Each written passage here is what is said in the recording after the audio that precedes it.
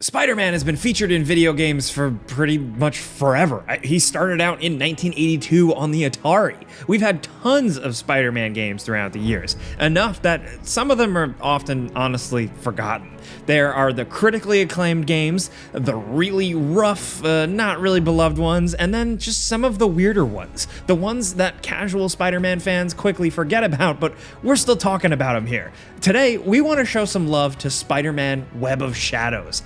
A game with flaws? Sure, yeah, but a game that made some bold moves and was just a ton of fun. We think it's underrated. So let's dive in. Spider-Man Web of Shadows released for PC, PlayStation 3, and Xbox 360 and Wii in 2008. There were other versions for the other smaller platforms, but they were completely different games. Now, believe it or not, this Spider-Man Web of Shadows wasn't received too well by critics. A bit middle of the road, with review scores ranging anywhere from 6 out of 10s to 8 out of 10s, with it generally considered cool, but a bit messy. But looking past some of the warts and the flaws, man, there is some really cool stuff in Web of Shadows. For like comic book fans and specifically Spider-Man video game fans. Web of Shadows opens in a really iconic way. It's in the heat of the action. New York City is seemingly being torn to shreds, and Spider-Man looks somber as he walks through the chaos as S.H.I.E.L.D. helicarriers are in the sky. S.H.I.E.L.D. soldiers are fighting off symbiote monsters. Explosions are everywhere. It's kind of badass though, and it has been memed like a million times by now. But as the prelude plays out and then the game itself sets up, it starts off pretty straightforward. Spider-Man fights Venom, he gets some of the symbiote, he can control it, and Venom flees. And Spider-Man goes about his Spider-Man business, fighting Kingpin, teaming up with Luke Cage and Moon Knight, and eventually Wolverine shows up too. Now, Wolverine, along with Spider-Man, is investigating symbiotes. As all of the typical Marvel stuff is going down here, Spidey dealing with Black Cat, all that type of stuff, it turns out Venom is capturing and infecting random civilians and essentially turning them into symbiote zombies. Now, as you play, the city falls more and more into chaos and is eventually quarantined by S.H.I.E.L.D. and turned into a war zone, and Spider-Man must make decisions and team up and fight to save the city and defeat Venom. The game actually takes the open world web swinging and crime fighting established by the excellent Spider-Man 2, the great Ultimate Spider-Man, and the, Spider-Man 3 movie game, and adds a level of like apocalyptic chaos to the city and some dual-sided elements to the story and the combat. So Peter Parker has the symbiote suit here, and you can actually swap between the two in real time, even in midair. Now, what seems like just a color swap actually affects combat styles quite a bit.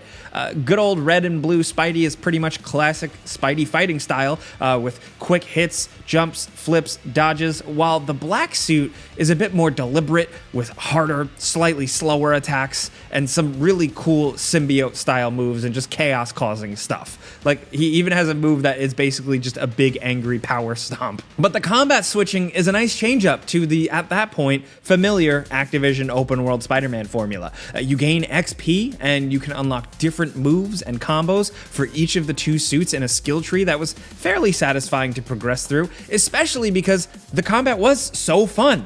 Now, I mean, full disclosure, it did get a little repetitive after a while, and that was unfortunate, but it had some really satisfying moments. On the ground, you're punching and kicking and dodging and flipping and throwing, of course, but the newer web striking mechanic was just so awesome to pull off. With proper timing, it allowed you to web zip your way towards an enemy to hit them at high speed. You can then expand upon that move, and it makes for some really cool scenarios as Spider-Man combos his way around, yanking his way towards an enemy, then hitting them or slamming them down, practically riding on some enemies. It can get wild and cool. But where it really excels is in the air. This game really stepped it up for aerial combos thanks to that web strike mechanic. You can get high up in the air quickly as long as your web can attach to an enemy, and then you can just go nuts. It gets even more chaotic when you can call in allies, depending on your choices in the game. There's just punching, effects, and chaos going on everywhere. But the addition of that web strike mechanic specifically is really apparent once you get into a boss battle with Vulture. In older Spider-Man games, most of the time, flying bad guys with, you just swing around trying to hit them, or you wait on the ground for them to swoop in at you, and then you hit them. But here, you web strike or web zip to Adrian Toombs, and you really feel like you're going for a ride, not a cutscene, but you are desperately trying to tug your way towards him to get a hit on him. And man, you really go high above the New York skyline here, like no buildings to attach to. It's dangerous and fun. Although I will say another side note, as fun and Spidey feeling the combat can be, the camera would absolutely be god-awful sometimes. And really, that's the problem. The game was in a rough technical shape. At times it didn't look great, and it was littered with bugs and frame rate issues that for many, along with some repetition, it kind of held it back from greatness. But the big boss moments were a lot of fun throughout because we got fun new stuff. Black Cat, but infected with the symbiote. A symbiote Wolverine. I mean, come on. It's pretty awesome. And the game is just jam-packed with fun moments like that, and just cool stuff to appreciate. From fighting on the streets with Luke Cage to the big end boss battle. There was some cool stuff here. And this was, of course, a time when still these characters weren't the massive mega things they are today. They were still really a big deal, but people who had licenses to make the games for these things could really do whatever they wanted, and it showed. The game also had a morality system where at certain points of the game, you were presented with choices. Make the good old Spidey heroic choice, or the darker, more do whatever it takes symbiote Spidey side. They make for some pretty nuts moments, like choosing to essentially kill Wolverine, like what? Or embrace Black Cat over Mary Jane, like it's crazy, man. All of this results in a reputation bar that affects the city. The NPC civilians will either love you or fear you, and basically your allies in battle are either heroes or villains. And there are like 4 different endings too. So you have all of this packed into a game that is just open world Spidey Treyarch formula that they cracked with the movie game Spider-Man 2.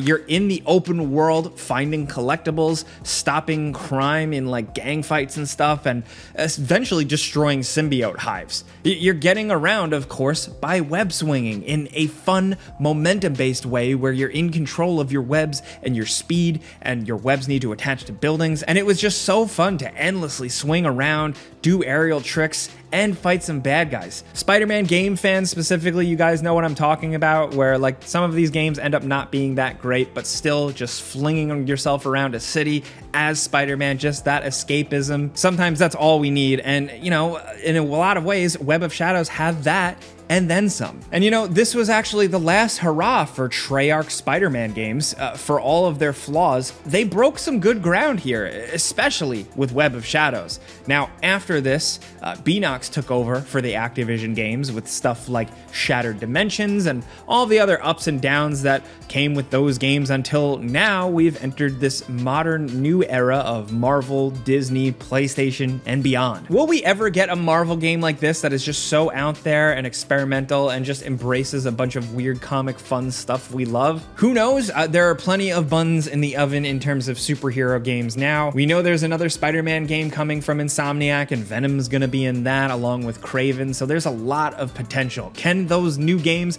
cram as many villains and concepts in it like these old games did? We don't know for sure, but it is just so fun to look back at what we had, especially with Web of Shadows, which was specifically delisted because of Activision and Marvel and all those deals. It's a nightmare for intellectual property. So we wanted to highlight it and celebrate it here before it's forgotten by the youngsters out there, you know what I mean? So we want to hear from you guys in the comments about Web of Shadows. We know some of you guys out there really loved it, even with its messiness and its technical issues. Did you love it like we did? Did you think it was fun to have a Spider-Man game with morality choices? Did you think it was a little bit too edgy and weird? How cool is Venom symbiote Wolverine? Let's talk about anything Spider-Man Web of Shadows down in the comments. We would love to hear from you guys. If you had fun with us taking this little quick trip down memory lane, we just felt like talking about this one, all you gotta do is click the like button. It genuinely helps us out. Thank you. But thank you for being here, and we'll see you guys next time.